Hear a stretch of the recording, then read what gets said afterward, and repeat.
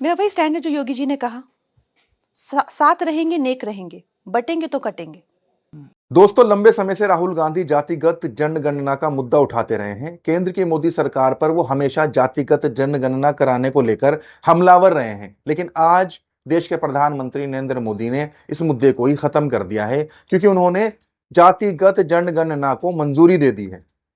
बहरहाल मंजूरी तो मिल गई, लेकिन इसी बीच द लल्लन टॉप को दिए हुए कंगना रनावत का वो इंटरव्यू आज वायरल कर रहा है, जब सौरभ द्विवेदी उनसे जातिगत जनगणना को लेकर 1 साल पहले सन 2024 में सवाल पूछा करते थे। उस वक्त भाजपा सरकार जातिगत जनगणना कराने को लेकर बहस करती थी, इनकार किया करती थी। क्या है वो इंटरव्यू, जरा आप भी देख लीजिए, उसके बाद से फिर वापस आते हैं। नहीं होनी चाहिए, बिल्कुल भी नहीं। हम पता ही नहीं कौन सा एक्टर की क्या जात है, कोई पता नहीं, कुछ पता नहीं। मेरे आसपास के लोगों की कोई जात का कुछ पता नहीं, पता ही नहीं। क्यों पता करना है भाई? क्यों करना है? आज तक नहीं पता किया, अब क्यों करना है? फिर आप अफर्मेटिव एक्शंस कैसे लेंगे? एज इन जैसे मंडल कमीशन की रिपोर्ट आई, काका कालेलकर कमीशन की रिपोर्ट आई थी, समाज में कौन पिछड़ा जातियां है। बनाइए, आप जातियां बनाइए। आपको हमारे प्रधानमंत्री जी ने एक दिया है कि गरीब, किसान, महिलाएं, 3 जातें हैं ना आपके पास। प्रधानमंत्री जी ने रोहिणी कमीशन भी बनाया।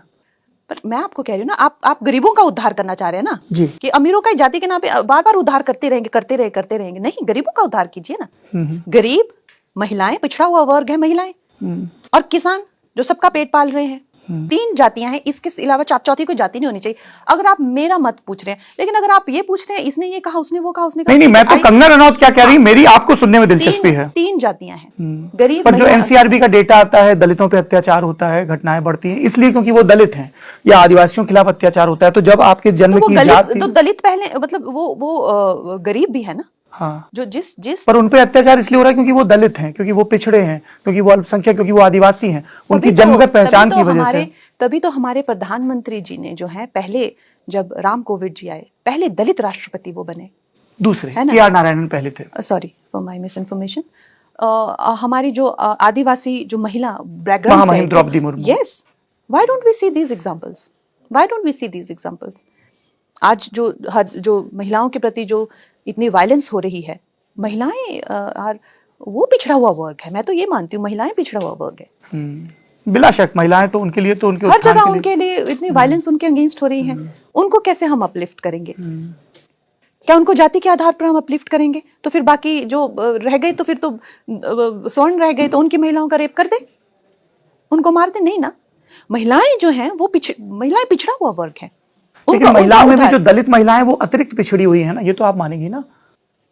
तो क्या करेंगे? मतलब आपका कहने का मतलब है कि सिर्फ उन्हीं को प्रोटेक्शन देंगे? ये तो कभी कोई नहीं कहेगा। तो फिर वही कह रही हूँ ना मैं। पर you will take extra measures ना, इसीलिए अफर्मेटिव एक्शन। आप आज एक डॉक्टर का हॉस्पिटल, बाबा साहब अम्बेडकर ने संविधान में आरक्षण का प्रावधान क्यों रखा? संविधान सभा ने क्यों पास किया?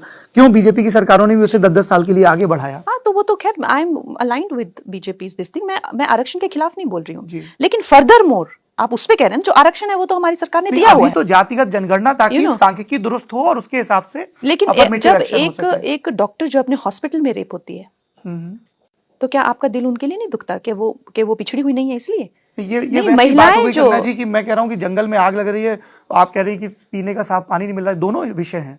महिलाओं की सुरक्षा तो विषय है। मैं कहती हूँ कि अगर आप मुझे कह रहे हैं कि अगर हमें सबको जाति के हिस्से में डिवाइड करना है, ठीक है, आप ऑलरेडी है डिवाइडेड ना, तो आप कह रहे हैं उनकी गणना करनी है, ताकि उसके हिसाब से आपके पास एक दुरुस्त डेटा रहे। और जो भी आपको लगता है कि अफर्मेटिव एक्शन होना चाहिए, कि ये महादलित हैं, महापिछड़े हैं, शिक्षा का अभाव है, अवसरों का अभाव, लेकिन आप गरीबी के आधार पे करिए ना।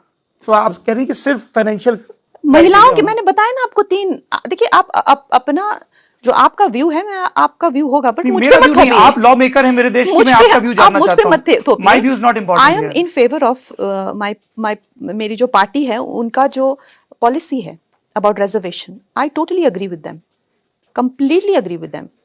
लेकिन गोइंग फर्दर, मुझे लगता है सबसे ज्यादा जो है महिलाओं की सुरक्षा, किसान के लिए और गरीबों के लिए, ये 3 ही कैटेगरी होनी चाहिए गोइंग फॉरवर्ड, अगर हमें प्रोग्रेसिव बनना है तो। जी। नहीं तो हम जाति के उसमें पढ़ के, मैंने तो इतनी जगहों पे देखा हुआ है कि जो जातियां हैं जिनको दलित माना जाता है, नहीं भी माना जाता है, जो स्वर्ण भी हैं, वो भी पिछड़े में आ जाते हैं। इसीलिए गरीब सवर्णों को भी आरक्षण दिया गया 10%। हर समाज अब वो जो भी है एक अफर्मेटिव एक्शन लिया ना नरेंद्र मोदी ने कि गरीब सवर्ण भी जो हैं तो वो सिर्फ सवर्ण है इसलिए अन्याय ना हो, गरीब है तो उनको भी 10% तो दिया। फिर तो अफर्मेटिव एक्शन यहाँ भी हुआ ना। एसेंशियली सब चीज गरीबी पे आनी चाहिए, डिप्राइव्ड पे आनी चाहिए, जो डिप्राइव्ड है, जो गरीब है उस पे आनी चाहिए, और महिलाओं पे आनी चाहिए हर चीज। एसेंशियली हम वही बढ़ रहे हैं ना। अगर हमें प्रोग्रेसिव भारत की तरफ जाना है, तो अगर हमें लड़ना मरना है, देश को जलाना है और एक दूसरे से नफरत करनी है और हिंसा करनी है, तो फिर आप जातिवाद की गणना कीजिए। आपको डिसाइड करना आपको इस देश को कहां लेके जाना है। तो दोस्तों, देखा आपने कंगना रनावत जो कि हिमाचल प्रदेश के मंडी से एमपी हैं, भाजपा की नेत्री हैं, उन्होंने क्या कुछ बताया। 2024 में जब सौरभ द्विवेदी ने उनसे सवाल पूछे थे जातिगत जनगणना को लेकर, तो वो सीधा सीधा उसको खारिज कर रही थी। वो कह रही थी जातिगत जनगणना नहीं होनी चाहिए। बाकी आपने सब कुछ सुन ही लिया है। अब आप बताइए कि अब मोदी सरकार जब जातिगत जनगणना ले आई है, तो क्या आज भी कंगना रनावत उसके मुखालफत में रहेंगी या उसे स्वीकार कर लेंगी? क्या उनका स्टैंड अभी वही रहना चाहिए जो 1 साल पहले था, या बदल जाना चाहिए? आपको क्या लगता है? कमेंट बॉक्स में अपनी राय ज़रूर दीजिएगा। अभी के लिए इस खबर में इतना ही। इजाज़त दीजिए। शुक्रिया।